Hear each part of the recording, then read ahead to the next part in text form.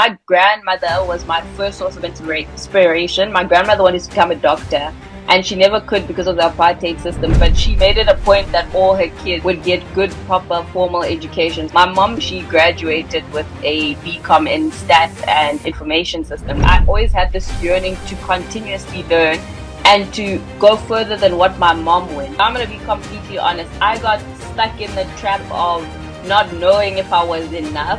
I had to do a lot of undoing. I'm still doing a lot of undoing with that, where I'm like, I don't have to overachieve to exist or to be seen. Heavy Chef is one of the largest community for entrepreneurs. We have over, I think, 42,000 entrepreneurs under our umbrella. We got one of the biggest learning platforms. God is an important aspect of grounding me. Nature is important. And when I'm running so fast that I can't think, I'm in a meditative form. I'm a Christian, so I felt really called to start this.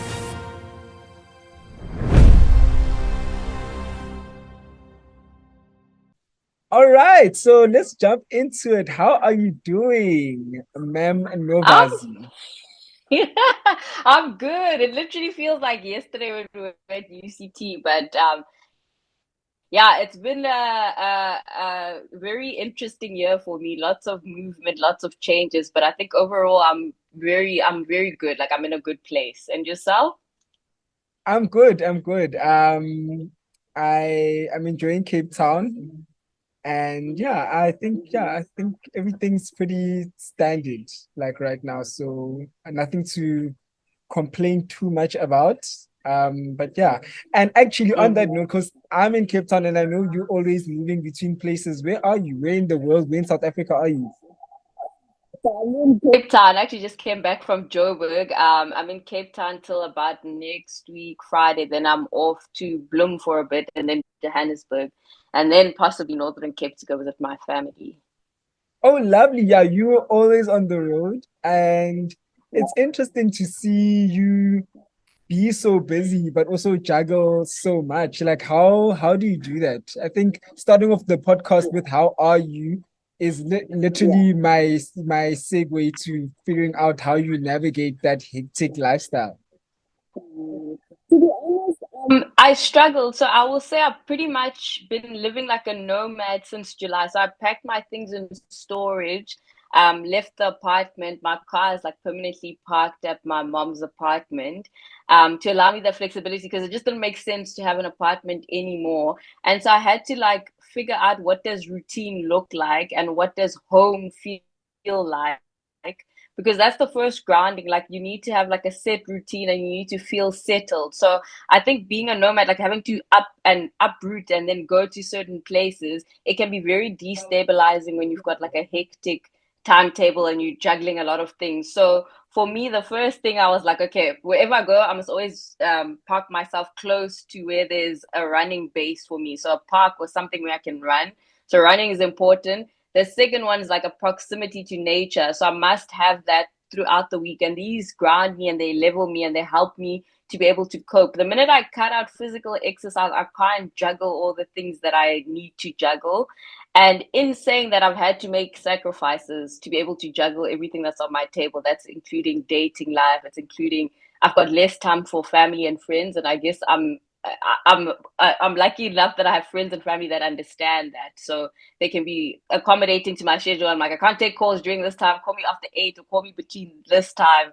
It's the only way that it works. So you like super strict on time management, and you would you say like you're scheduled out like every day? Every day is just schedule, schedule, schedule. So I'll say I've got hyper max days. So my Mondays, Wednesdays, Saturdays are like back to back to back.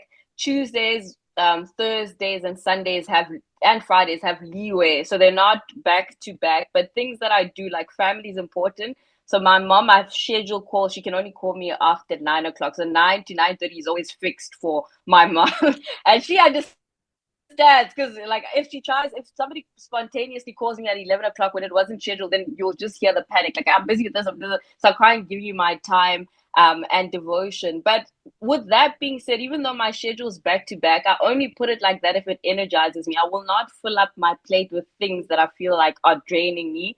And I found when I was in corporate, I was doing that. Like I had a lot of things on my plate, and a lot of them were not things that energize me. So now in the space that I'm in, some of it is like meeting up with other entrepreneurs, looking at how I can assist them. With Heavy Shift, we're organizing events and we're also assisting entrepreneurs there. So all of these things energize me. They don't take away from me. But yeah, so I enjoy having like a packed schedule. Fantastic. And I know you also just recently posted about graduation 4.0. And what I really wanted Yeah. to understand from that post, because I mean, it's quite hectic, like that's your fourth grad. What inspired you to take that academic journey? What inspired that? Mm, So, Tebet, I think, I mean, coming from a family, or let's say being a black child in any family, my grandmother was my first source of inspiration. My grandmother wanted to become a doctor, and she never could because of the apartheid system. So she only was able to become a nurse, but she made it a point that all her kids would get good, proper, formal education. So my mom studied at the University of the Northwest. It was then known as UNIBO, and she graduated with a BCom in stats and information systems. And so, because my mom laid that foundation and she always excelled, it's like I always had this yearning to continuously learn and to go further than what my mom went. So, after I finished my undergrad, I was like, so I did my BSOC Sci in politics and law, then I did my LLB. I fell into the trap of doing continuous learning. So I was like, why should it stop? Like, there's a thirst for knowledge, even if sometimes it's not always informal. I mean, there's certificates I've completed, there's Udemy courses and all of that, and all of those are in the loop. It's the consistent hunger for knowledge. And for me to get, I guess I'm the first in my family to get a master's degree. I've now set a tone and a standard for my cousins, my nieces, and nephews who are all inspired to go that extra mile. And the second master's was really because of the duality that I was in. I was like, why should I just be limited to text? I also wanted to learn about technology, IP, AI, robotics, and that's why I pursued the second master's, which I was fortunate enough that Chevening sponsored it. I think as Black people, we try. Um, if you're the first in the family, you don't just do it at a basic level. You do it at a standard that all the others that are going to come after you can say, I want to do better. So I'm hoping my cousins will go all the way to PhD level or become, published authors or something completely different from me. Would you? I love how you contextualize that in the sense of family, because I think family really molds us, like all of our formative years, the people that we become, our primary caregivers, where we absorb our script for life, the path that we're going to take. So family has so Mm. much to do with that. And I love how you've just contextualized that in terms of your own family and the lineage that you come from, and how everyone has sort of taken things just the extra step further. Um, is that Mhm. is that where you get your, I suppose, gears for life to do all of these things and study and just be scheduled out? So you'd agree that you saw it in your family, and it's something that you've naturally just taken on. Yeah. So I've grappled with this question and I've had to like journal and go through therapy. The yes or the drive is there's a dark side and there's the motivational side. So I'm gonna be completely honest. I think part of it was I got stuck in the trap of not knowing if I was enough, and that may have contributed to my drive where I think I still partly am, but not as much, but motivated by the idea that I had to continuously achieve stuff to be validated, for my existence to be validated. And that can be like a circumstance of environment, like, also being the first to go to like Model C schools or go to private schools, you're forever proving yourself and validating your existence. You're learning to take up space and to make people believe in you. And so you fall into a routine where achievement is how you earn your space in a room. And I had to do a lot of undoing. I'm still doing a lot of undoing with that, where I'm like, I don't have to overachieve to exist or to be seen.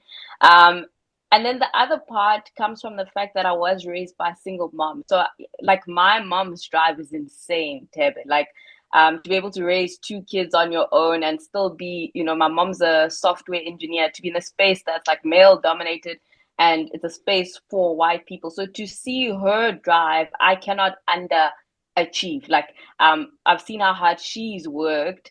And so I think I grew up with the mentality that no one's coming to save me, no one's coming. So if I need to do stuff, I'm going to do it properly and I'm going to do it to the best of my ability. So those have been the two driving forces.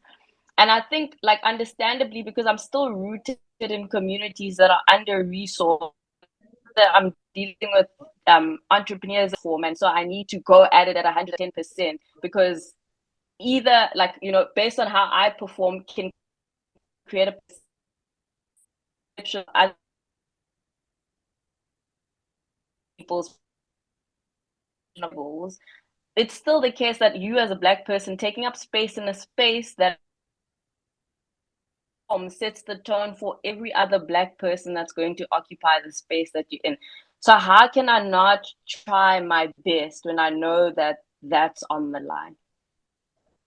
No, that's so beautiful. And knowing all of that, did you get the sense of that during university, or did you get the sense of what you're Mm, saying now in corporate? Because I think we were at university at a very interesting time when Roads Must Fall was happening. And I think for a lot mm, of us, that's almost when we sort of got conscientized to issues regarding the welfare of Black people, racism, institutionalized racism, just Black consciousness as mm, an idea. That was the time. And it was also happening in the context of us being in university and feeling like we need to prove ourselves and feeling like we need to do just that extra little bit more. And mm. but then also you've gone into corporate and you've done well in corporate. So do you feel like the view that you have now of the space that you hold was manifested in varsity or in corporate? Like when did it really start to take shape? Yeah. So I think I'll be very honest. I think in varsity, I was still trying to find my voice because I wasn't in the forefront of fees must fall or roads must fall.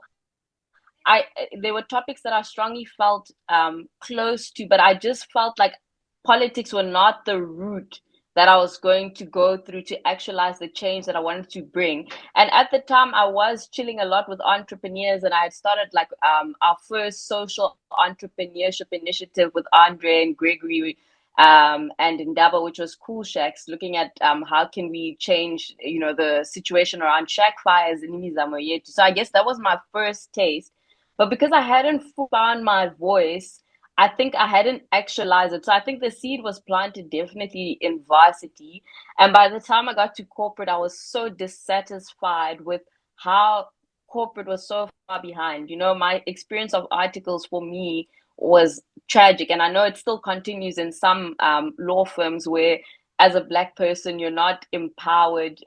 You face so much criticism and you're performing at your absolute best, but it's not seen because and again, in these spaces there's not enough Black people, and the Black people that are there, it's either they become immune to the environment, so they don't see what's wrong with the way they're being treated. And so when I got that, it was very distasteful, and I kept changing companies and seeing that. And then I started to ask myself the question of, but what can I do to empower other Black people? What can I do to take up this space? Yeah, so I mean, it's been a journey. It's still ongoing. I think as I age, like, I discover new parts of me and new things that I'm passionate about voicing out. It's not always easy. I think the minute you start speaking up, you face so much criticism. You get put in a box. You get labeled. I'm sure you've experienced it as well. Um, yeah, so my journey has been interesting because I'm a creative, and in my industry, Black voices are needed. And so we do take up space more than I think we index higher, I suppose, in terms of the space that we take up in our industry than in other industries, because our voices are needed, our ideas are needed. Mass market is represented by people that look like me. And so even though there are those Yeah. challenges, I think we index higher in terms of how empowered we feel in those spaces, because we need to Mm, be represented in order for those businesses and brands to do well. But what I wanna get into, and I think this is absolutely. more so for like your audience, is how did you find your way into corporate? So how did that happen? I think I know varsity people usually apply for VAC work and people do like a bunch of interesting things to get into corporate. How did that happen for you? Mm. Okay, so I'm gonna be real honest.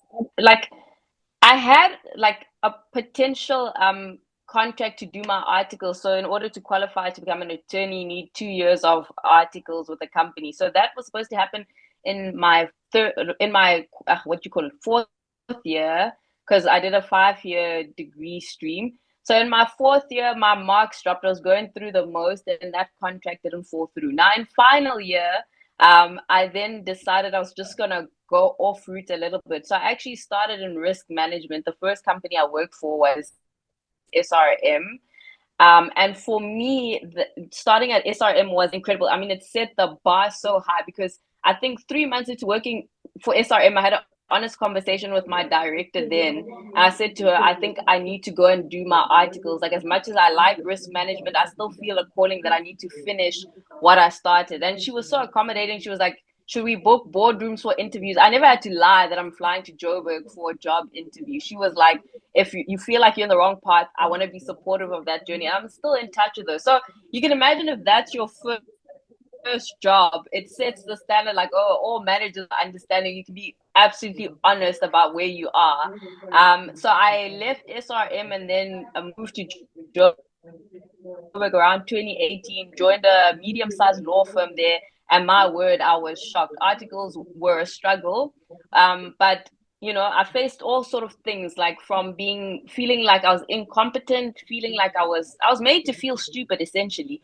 And it took a while to not let articles destroy the type of person I was. And for anyone who's following the same career path, I'd say like surround yourself by other people that are doing articles, because it's through those groups that I was able to see that, okay, this is a common culture in most law firms. Like, people aren't always treated greatly, but it's also specific in terms of who you're reporting to. So I would say I had two bad directors at the beginning, and in the last 2 years I had the best. Like, I had two that were like sponsors for me. They saw what my strengths were, and through that I actually fell in love with tax law firm to become a what we call in-house counsel. That's when I joined Investec, and that was also mind blowing in terms of the culture of excellence and yeah, just the general culture at Investec. I was working as a tax and fiduciary specialist. You're really working with the top richest people around the world. You see what generational wealth looks like, and sometimes it hurts as a Black person that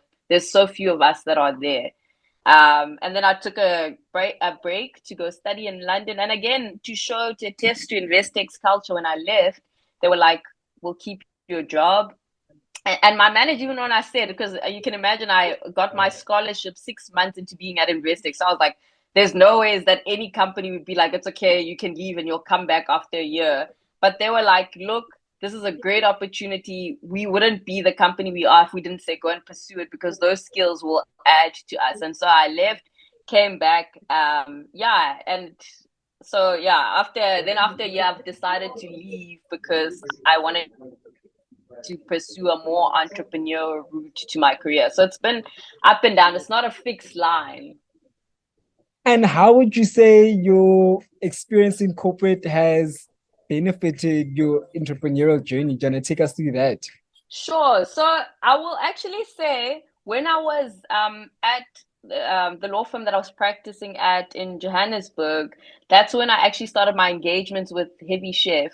I've always had this like entrepreneurial bug. So even after like some of my entrepreneurial initiatives didn't take off at UCT, I used to be surrounded by entrepreneurs and I couldn't quite understand. So that was like a calling for me. And I initially started with Heavy Chef, like emceeing some of the events, assisting with quality assurance of the platform, and then eventually moving on to becoming a director on the non-profit organization. So I would say now my key role is to assist entrepreneurs. We run programs in townships and disconnected communities, and this is where I think my calling then centers, because I've got such a strong passion for the journey with Heavy Chef when I was doing my articles, and then eventually stepped on as a director in Heavy Chef. So I sit with running some of the programs that we do in disconnected communities. Like we have one in Soshanguve, one that we're running in Kailicha, and one that we're running in Manenberg, which really speaks to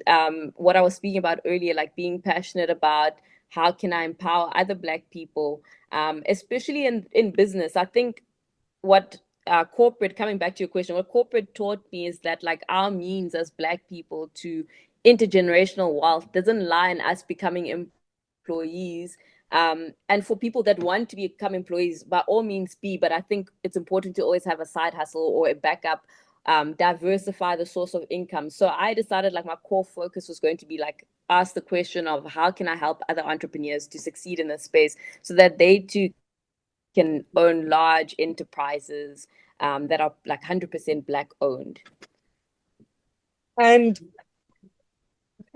explain to us actually what is Heavy Chef. I need to understand because I was a bit confused about I think the name Heavy Chef doesn't exactly make it obvious Yeah. what the organization does. So do you mind letting us know what is Heavy Chef about? What do you guys do? Yeah.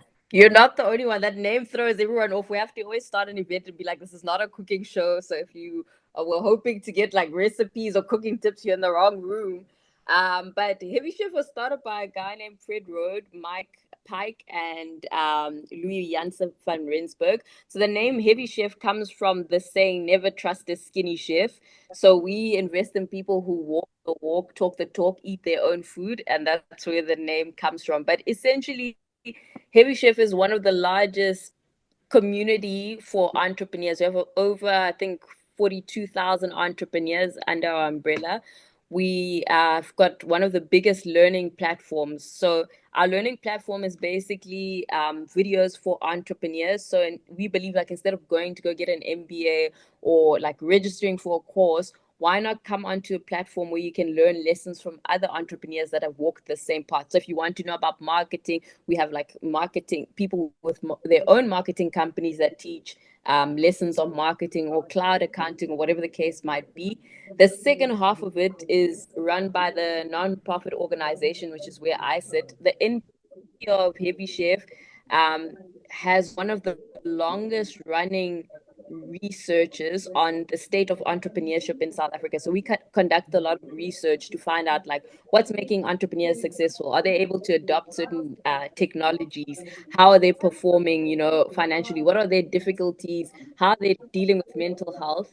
And then the other part is we assist the Heavy Chef PTY side with running programs that are designed for entrepreneurs. Like one of the ones we're running is called like a lean business program that basically in 10 week teaches business owners on how to run a lean business.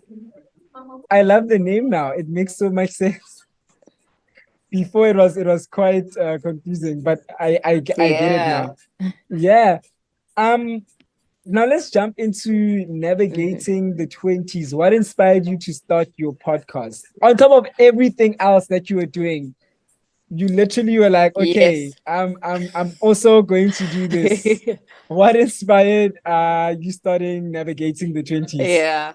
Fair point. I did, even when I was starting, I was like, don't I have too much on my plate? But honestly, I'm a Christian, so I felt really called to start this. I actually wanted to start a podcast about 2 years ago with my close friend Ayanda Vana. She then went on to go start Equip and Elevate, which is doing phenomenal, a space for women.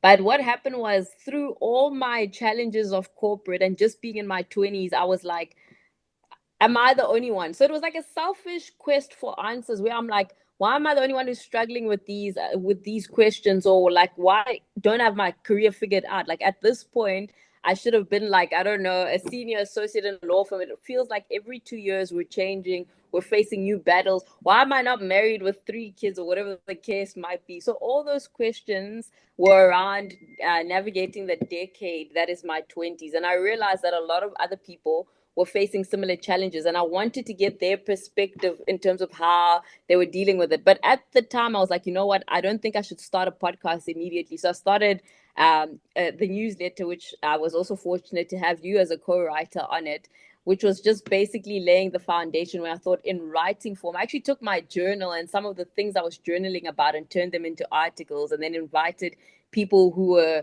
either speaking about similar aligned things to write. And then, like, I think 2 months into launching Navigating the 20s, the newsletter on LinkedIn, one or two people are like, yo, I don't like reading, but the content looks really great. This would be nice to have in podcast form. And so then I started gearing for the podcast. And on the 1st of September, we launched the podcast. And honestly, that has been a surreal experience from the stories. I think you also can relate to interviewing people in the podcast. Like, you walk away and you're like, there's so much introspection, there's so much learning, so much growth that comes from interviewing people. What are the most what are the most interesting insights? What are the most profound or interesting insights I think that you've drawn from navigating the 20s? The most interesting ones, sure. Um, so I mean, I can tie a common thread. If you are you asking about the newsletter or the podcast, because the two, they run in parallel, but the themes cover different. Which one would you say is more profound? Which one would you say like people share like their honest journeys more openly with you on? So I think definitely, I mean, I would say on both. The newsletter, I think I've been so fortunate where people actually have been extremely vulnerable, which for me also surprised me, where people speak about their mental health journey, losing friends, understanding their sexuality,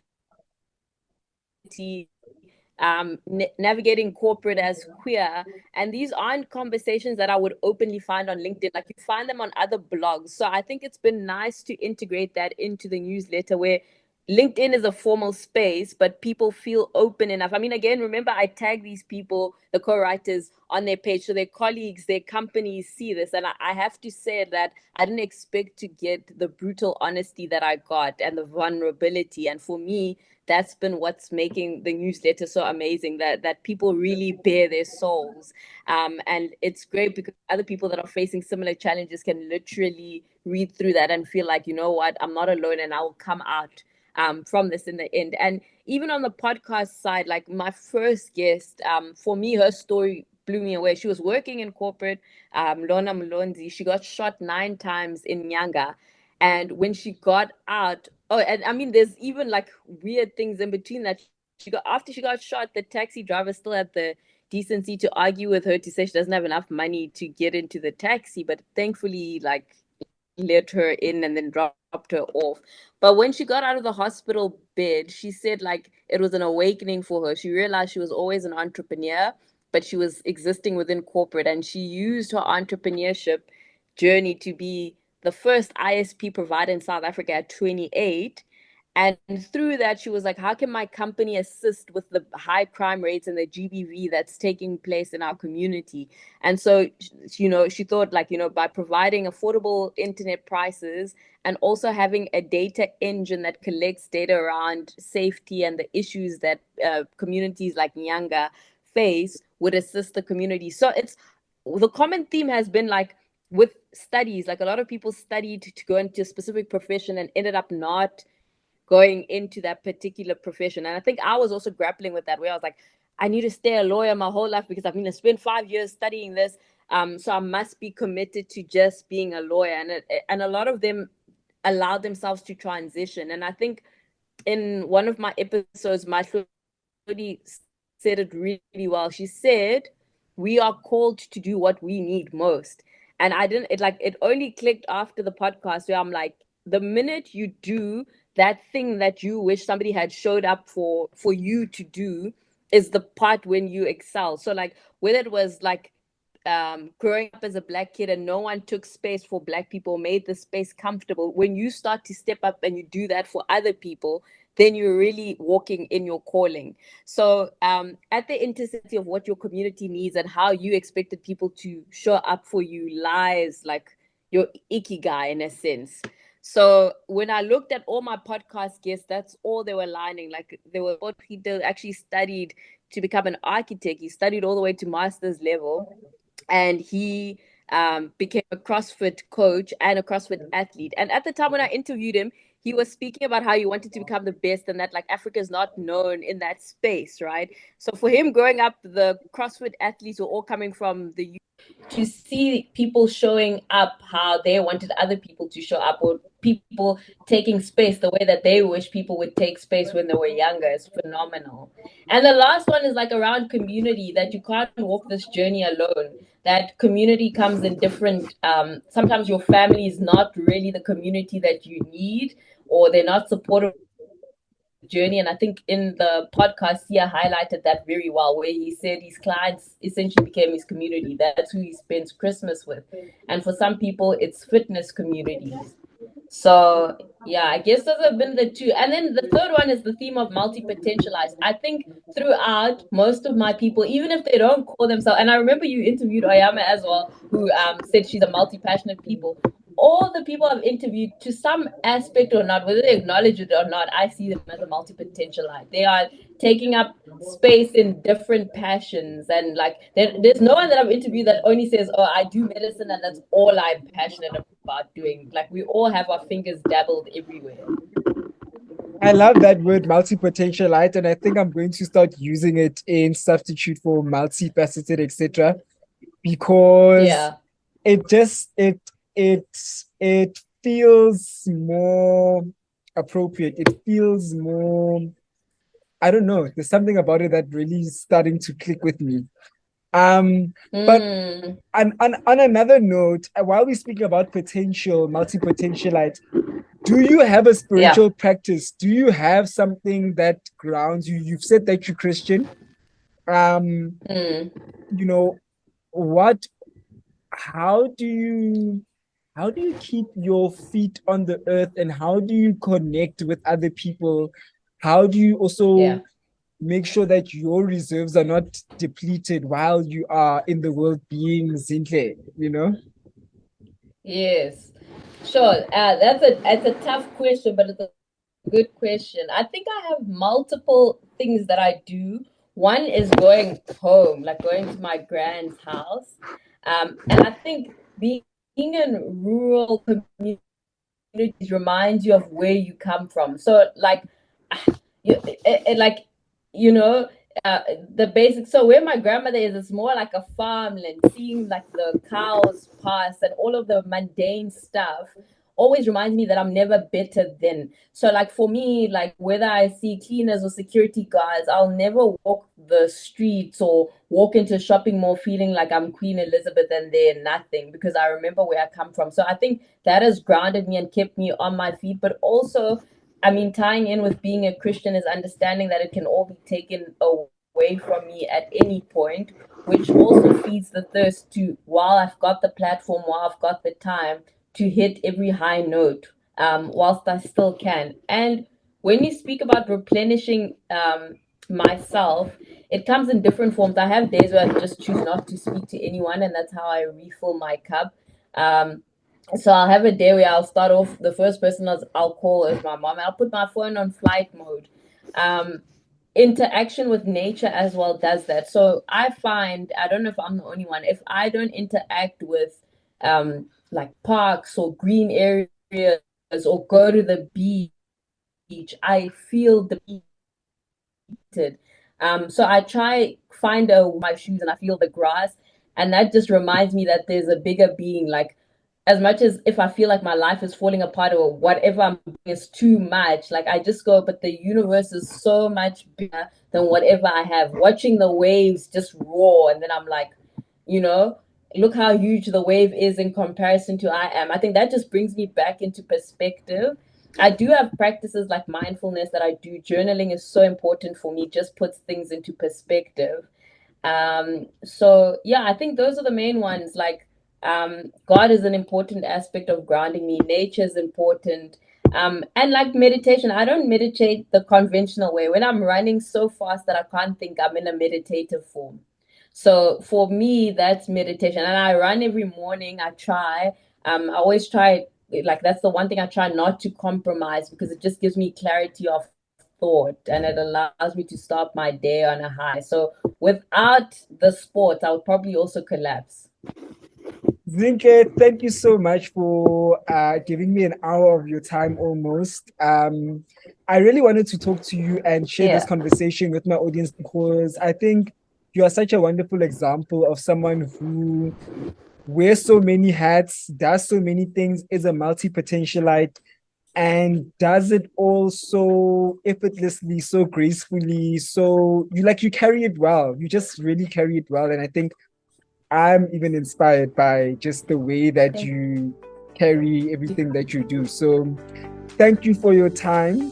And if you ever have any exciting news or you want to share anything, you're looking for a platform to hop onto to chat, please give me a call, give me a ring, mail me. And yeah, and continue rocking, continue being as graceful, as elegant, as smart, as multi-potentialite as you are. Thank you so much for your time. Thank you, Thebe, as well, for having me on your podcast. I am a fan of the work that you do, so it's really been a privilege to finally appear as a guest. And I just want to encourage you to continue creating the space. We're inspired by, well, I'm definitely inspired by your platform. Thank you. All right. Have a great one. You too. Yes. Bye.